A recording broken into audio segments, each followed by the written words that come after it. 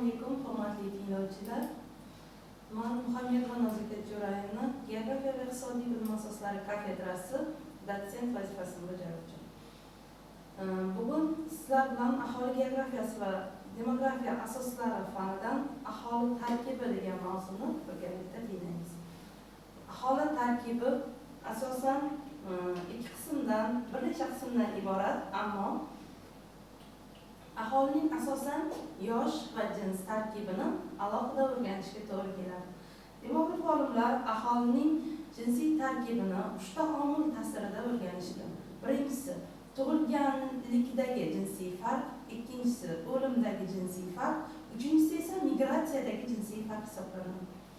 Tug'ilgandagi jinsiy farq bu chaqaloqlar tug'iladi va tug'ilganda qizlar va o'g'il bolalarga ajratiladi. Bunda dunyo bo'yicha tug'ilish holati 100 ta qiz bolaga 104-107 ta o'g'il bolalar to'g'ri keladi. Statistik ma'lumotlarga ko'ra o'g'il bolalar dunyoga ko'proq tug'iladi.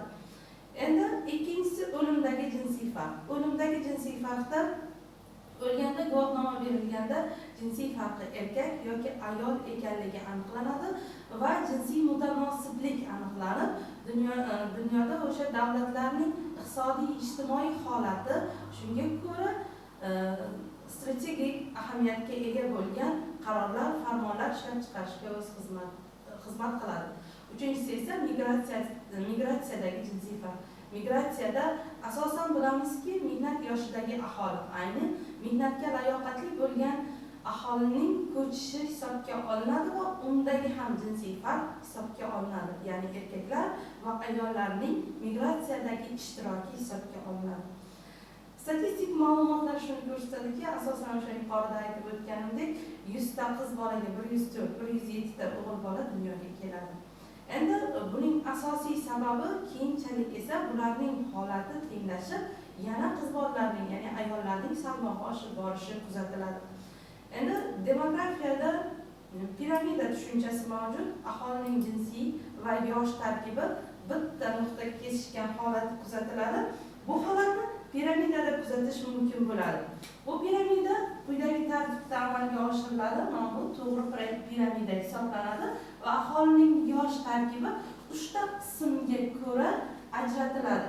Bu birinchisi 0 yoshdan 14 yoshgacha bo'lgan aholi tarkibi, ikkinchisi 15 yoshdan 64 yoshgacha bo'lgan yosh tarkibi, uchinchisi esa 65 yoshdan yuqori bo'lgan yosh tarkibi hisoblanadi. Va buning teng ikki qismga ajratilishi ayollar va erkaklar salmog'i hisoblanadi. Bu piramida asosida hisoblanganda asosan ikki qismda ayollar va erkaklar salmog'ining bir-biriga noto'g'ri harakati hisobga olinadi. Davlatlarda bu yoshlar har xil holatda o'rganiladi va tahlil etiladi. Aholi yosh tarkibida 3 ta qismga bo'lib o'rganiladi. 0-14 yosh bolalar yoshi,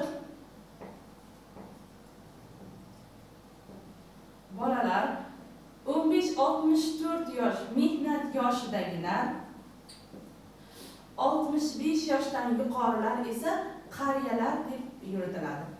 Endi bu davrni hisobga oladigan bo'lsak, 3 ta qism Birlashgan Millatlar Tashkiloti tomonidan har doim nazoratda olib turiladi. Har bir davlatning iqtisodiy ijtimoiy rivojlanishi mana shu yosh tarkibining o'zgarish holatiga ko'ra baholanadi. Endi aytadigan bo'lsak, aynan bu yosh tarkibida bolalar salmog'ining yuqori bo'lib borishi bu progressiv yosh tarkibi deb yuritiladi.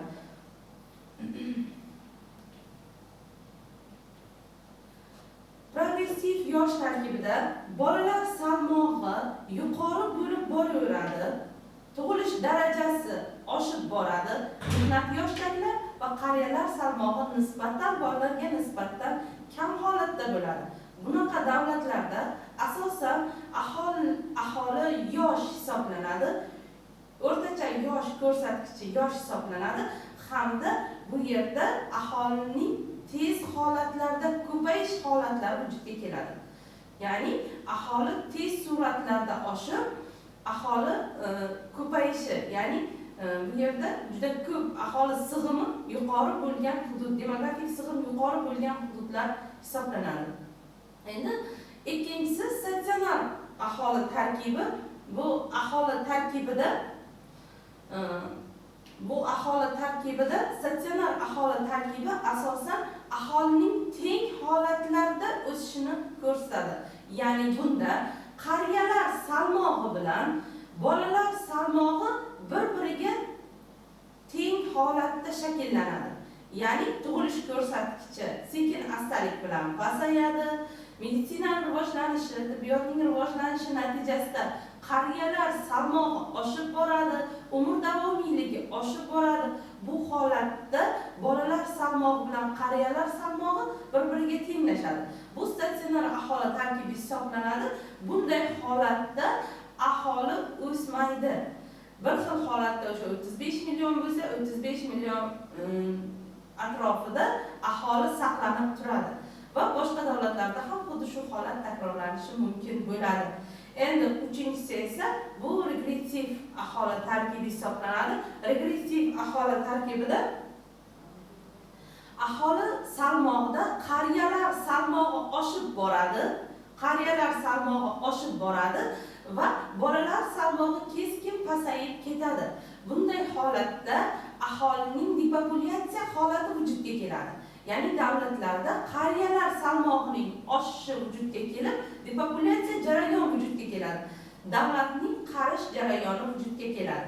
BMT tavsifiga ko'ra 7% promillidan oshgan hududlar, qariyalar salmog'i 7 promillidan oshsa, ular qari davlat hisoblanadi.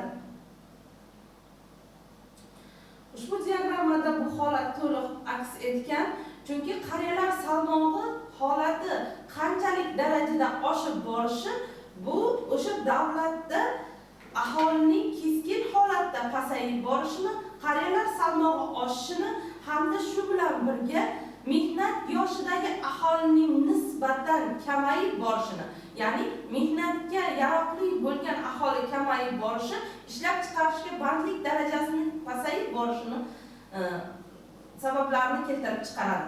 Shu bilan birga O'zbekistonda o'rganadigan bo'lsak, O'zbekistonda aholi orasida bolalar salmog'i 33%, mehnat yoshdagilar salmog'i 62% va 5% ga yaqin esa qariyalar salmog'ini tashkil etadi.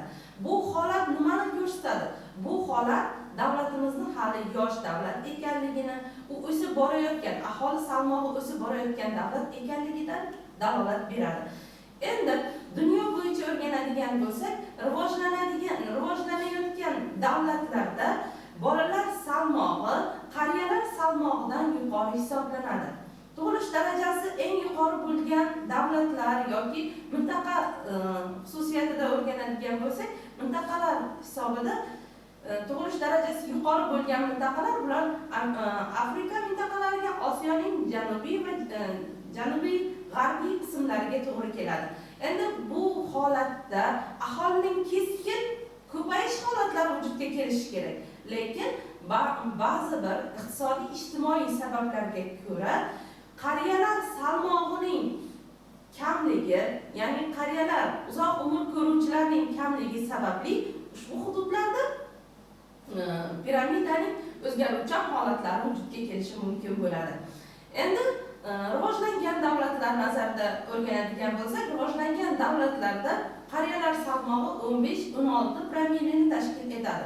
Ya'ni bu deganda 1000 ta aholidan 15-tasiga yaqini 65 yoshdan yuqori bo'lgan shaxslarni tashkil etadi.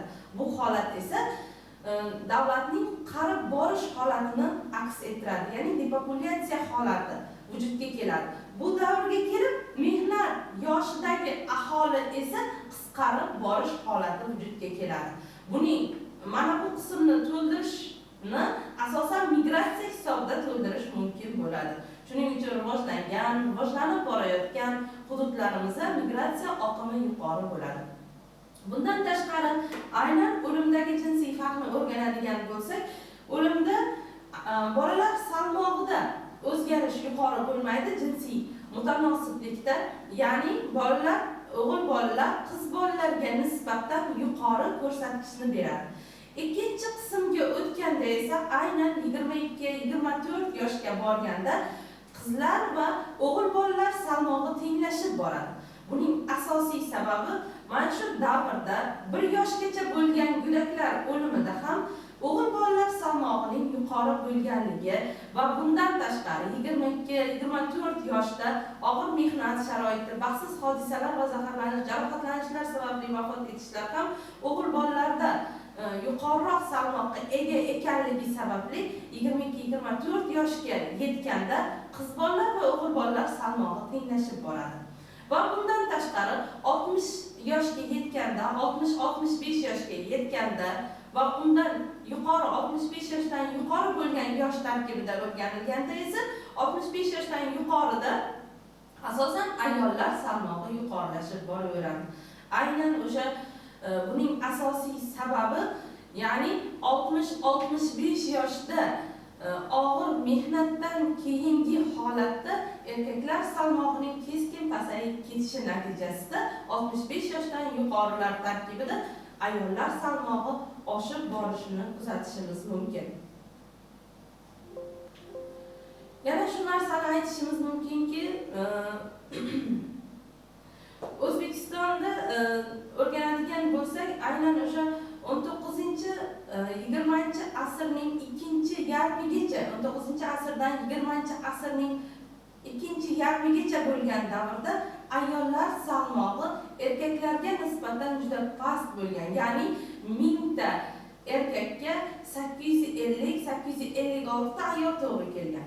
Hozirgi kunda esa O'zbekistonda o'sha 2020-yil ma'lumotlariga ko'ra O'zbekistonda 1000 ta erkakka 996 ta ayol to'g'ri keladi. Umumiy hisobda xuddi shunday hisob-kitoblar amalga oshirilgan, statistiklar tomonidan ishlab chiqilgan holat hisoblanadi. Bundan ko'rinib turibdiki, ma'lum bir davrlar, iqtisodiy-ijtimoiy o'zgarishlar, tibbiy madaniyatning shakllanishi, aholining yaxshi yashash sharoitlari ham aynan yosh tarkibida jinsiy nomutanosibliklarni keltirib chiqaradi. Yevropada 1000 ta ayolga 994 ta erkak to'g'ri keladi.